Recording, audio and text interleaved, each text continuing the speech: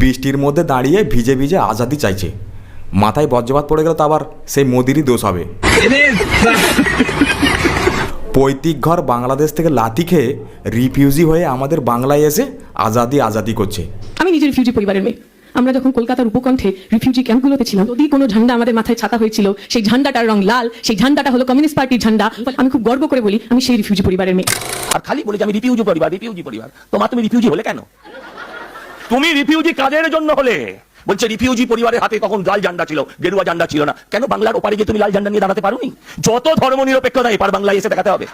হ্যাঁ, हम लड़ के लेंगे, हम जीत के लेंगे। লেলিন পড়েছো? আমাদের আজাদি ব্রিটিশের ভয়, বিজেপির ভয়, শ্যামাপ্রসাদের ভয়, ওই নেতাজি সুভাষচন্দ্র বসুর আজাদ হিন্দ ফৌজ থেকে এসেছে।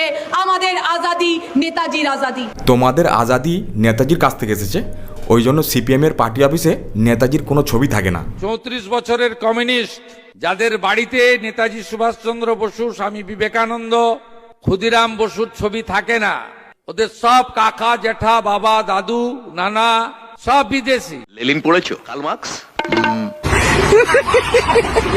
আগামী দিন পঞ্চায়েত নির্বাচন, বুথে বুথে লাল ঝান্ডায় এ লড়াইটা করবে, কারণ প্রকৃত বিরোধী হিসেবে লাল ঝান্ডায় লড়াইয়ের ময়দানে আছে। আমরা নাকি শূন্য, আরে শূন্য থেকে আমরা এখন এক হয়েছি, 100 হতে বেশি দিন সময় আমাদের লাগবে না।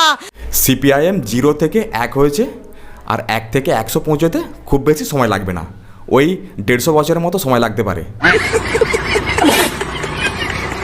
বিজেপি চায় মানুষ শিক্ষা দীক্ষা থেকে যত দূরে থাকবে, সরকারি স্কুল বন্ধ হবে, প্রাইভেট স্কুলে গরিব পরিবারের ছেলেমেয়েরা পড়তে পারবে না, তারা শিক্ষার আলো থেকে বাইরে থাকবে, ফলে খুব সহজেই তারা ফুড সোলজার তৈরি হবে, দাঙ্গা করার ফুড সোলজার। গরিব মানুষদের পড়াশোনার জন্য আমাদের এই ছোটো মাসি খুব বড় বড় লেকচার মারছে। কমিউনিস্ট পার্টি ক্লাস 1 থেকে ইংরেজি তুলে দিয়েছিল। জ্যোতি বসু আমাদের বাংলায় কম্পিউটার আসতে দেয়নি। কিসের জন্য? গরিব মানুষদের কি শুধু লেলিন শেখানোর জন্য? লেলিন পড়েছো? तो हम क्या चाहते, अरे हम क्या चाहते है, हक हमारी है जान से प्यारी। भगत सिंह बोला, चंद्रशेखर बोला, हम लेके रहेंगे, हम छीन के लेंगे। বামপন্থীদের জন্য প্রত্যেকটা দিনই আজাদের দিন, প্রত্যেকটা দিনই আজাদিকে সেলিব্রেট করার দিন, প্রত্যেকটা দিনই আজাদ হওয়ার দিন। বামপন্থীদের জন্য প্রত্যেকটা দিনই আজাদির দিন আর সেলিব্রেট করার দিন, কারণ এরা আলিমুদ্দিনে ভারতের পতাকা উল্টো করে ঝোলায়।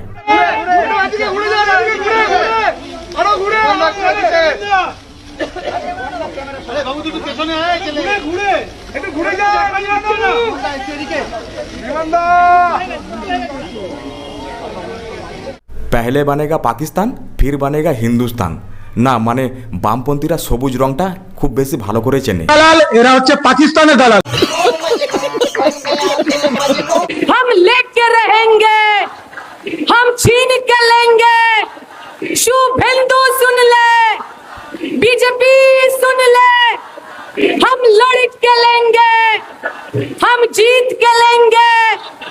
है जान से प्यारी, है प्यारी प्यारी। 2026-এ বাংলা নির্বাচনে বাংলার মানুষ এদেরকে আজাদি করে দিয়েছে। এবার 2029-এ তো পুরো ভারত থেকে আজাদি করে দেবে। तो पितृ सत्ता से और जातिवाद से और मनुवाद से जो तुम ना दोगे। আজাদি করে করে একটা রাজ্যে ক্ষমতায় ছিল সিপিআইএম, কেরলেতে ভাই সেটাও হেরে গেছে। যে সিপিআইএম এর ভবিষ্যৎ, কেরলে সিপিএম এর শেষ দুর্গের পতন হলো আজকে। লোকতান্ত্রিক গণতান্ত্রিক দেশে মানুষ ভোট দিয়ে সরকার বানিয়েছে, তারপরও এরা রাস্তাঘাটে ভাই বিছানা নিয়ে চলে আসে আজাদি আজাদি করার জন্য।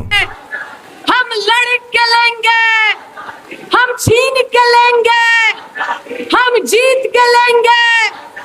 तो इनकलाब जिंदाबाद।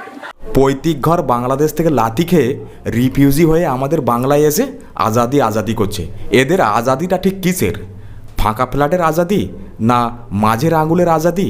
ঠিক কোন আজাদির কথা বলছে এরা? शुभेंदु सुन ले, बीजेपी सुन ले। এসো আপনাদেরকে একটু আজাদি কাকে বলে একটু ভালো করে বোঝাই। প্রথমে এই ভিডিওটা দেখাই। কংগ্রেসের আমলে ছত্তিশগড়ের মহিলারা হাতে বন্দুক তুলে মাওবাদী তৈরি হয়েছিল। এই মাওবাদীরা মোদী সরকারের আমলে অর্থাৎ বিজেপি সরকারের উদ্যোগে নিজেদেরকে আত্মসমর্পণ করে ভাই মূল স্রোতে ফিরিয়ে আসার চেষ্টা করছে। কেউ র্যাম্পে হাঁটছে, আবার কেউ মডেলিং করছে, নিজেদেরকে প্রতিষ্ঠিত করছে।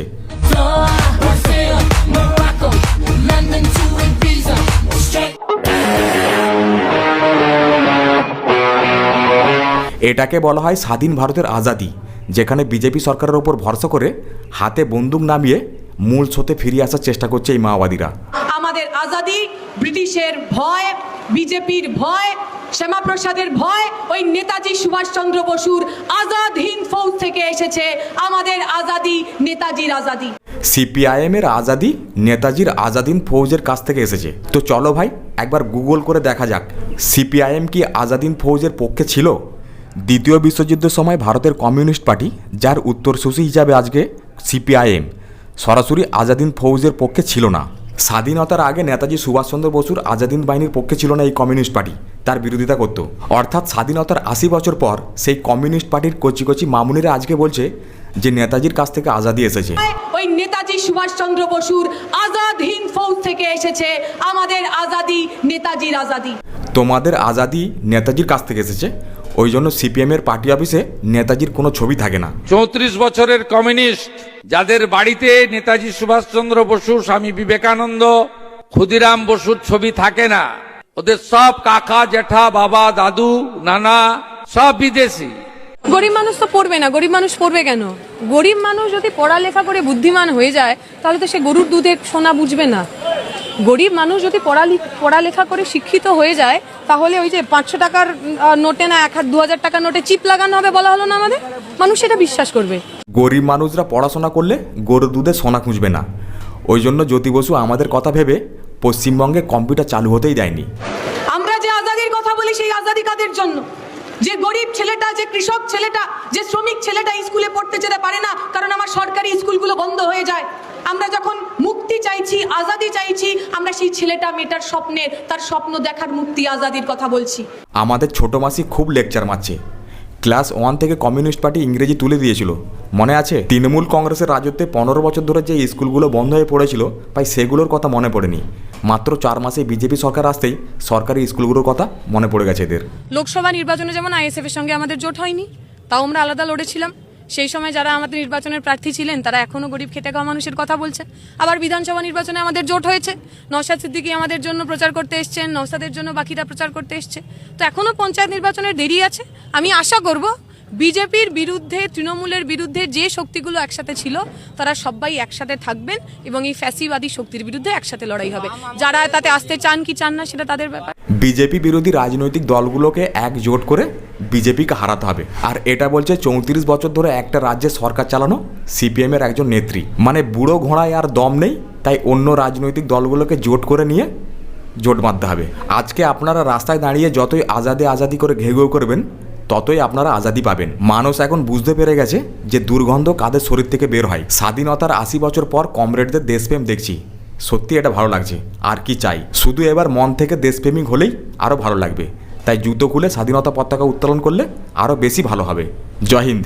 আজকের ভিডিওটা এই পর্যন্ত। কেমন হলো জানিও, একটা লাইক করো, কমেন্ট করো। দেখা হয় পর ভিডিওয়। ভালো থাকবেন।